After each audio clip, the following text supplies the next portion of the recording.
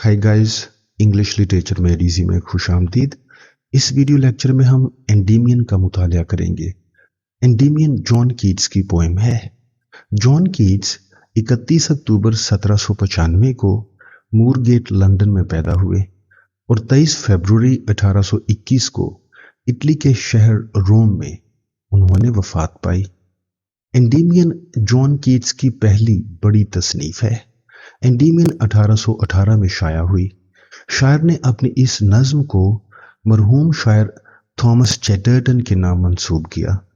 इस नज्म की राइम स्कीम है अयाम्बिक पेंटामीटर। चूंकि ये नज्म 19वीं सदी के अवाइल में लिखी गई, अंग्रेजी अदब में इसे रोमानवी तहरीक का शाहकार माना जाता है।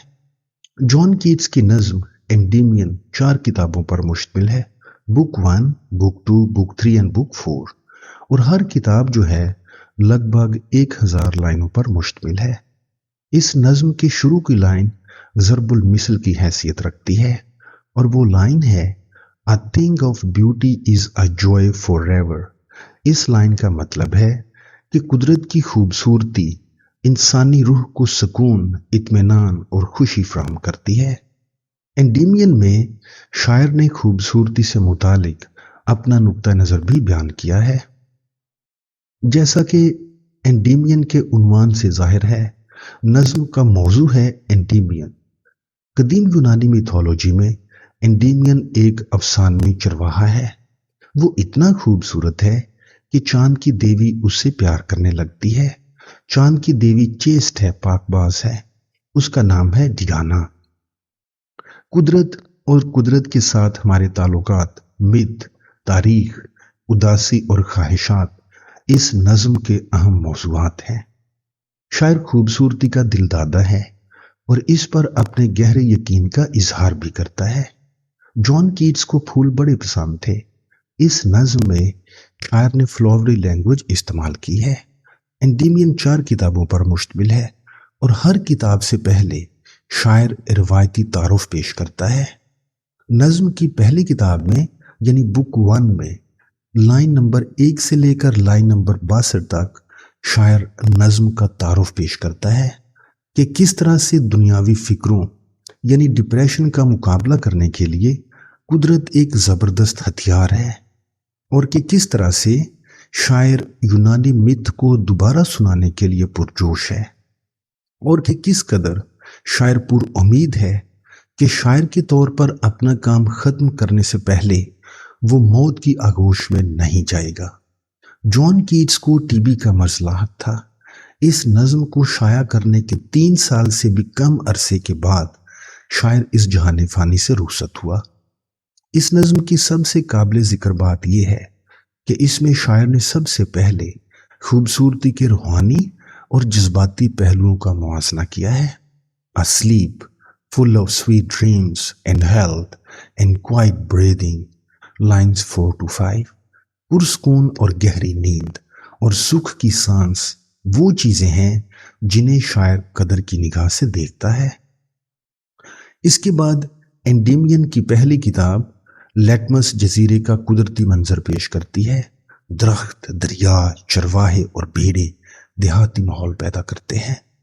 पान चरवाहों और रेवड़ों का देवता है। चरवाहे उसकी कुर्बानगाह के गिर्द जमा हैं।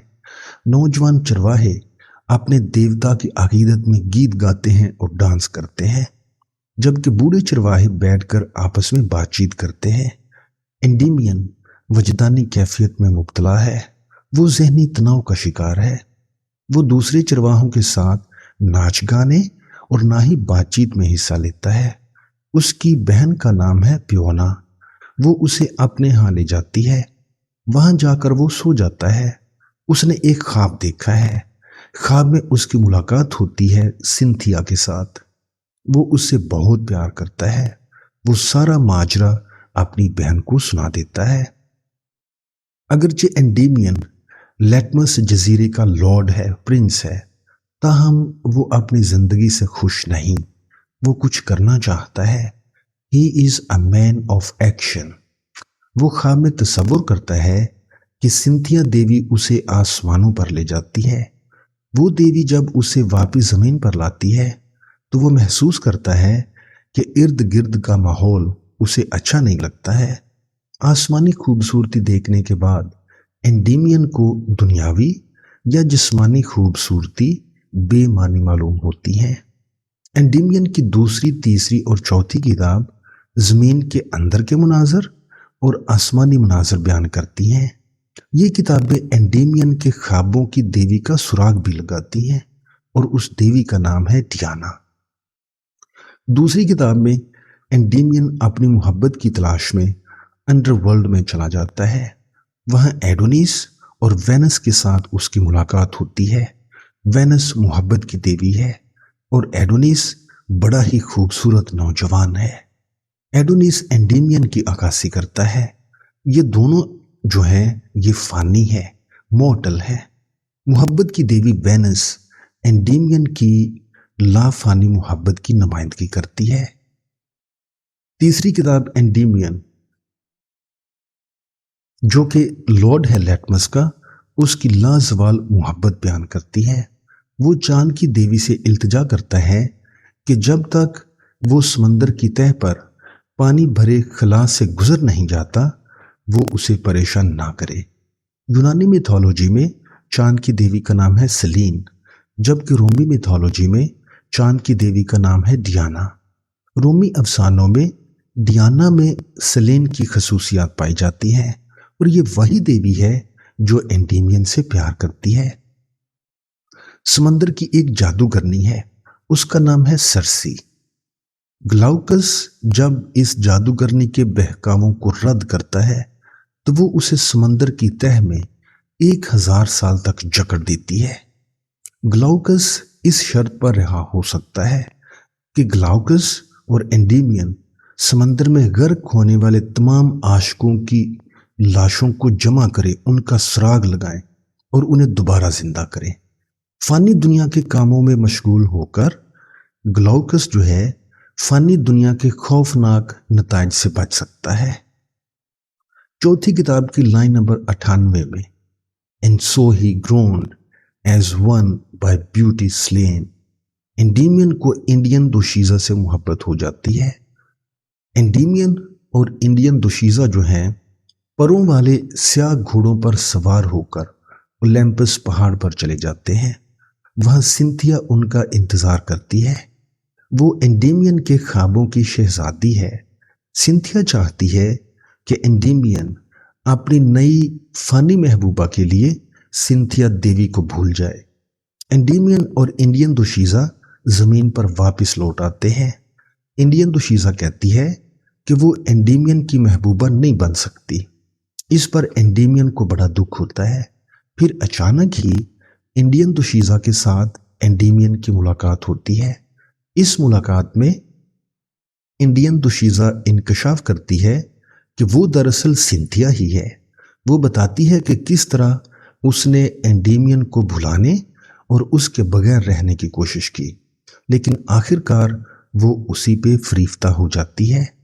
اس نظم کی چوتھی کتاب میں انڈیمین گلاؤکس سے سبق سیکھتا ہے۔ انڈین لڑکی سے ملنے کے بعد انڈیمین اس فانی عورت سے محبت کرنے لگتا ہے۔ دوسری جانب وہ اپنے خوابوں کی غیر فانی دیوی سے بھی مثالی پیار کرتا ہے۔ آخرکار وہ اپنے آپ کو نصیحت کرتا ہے کہ وہ اپنے خوابوں کی دیوی کے حق میں اپنی فانی انسانیت کو رد کرے۔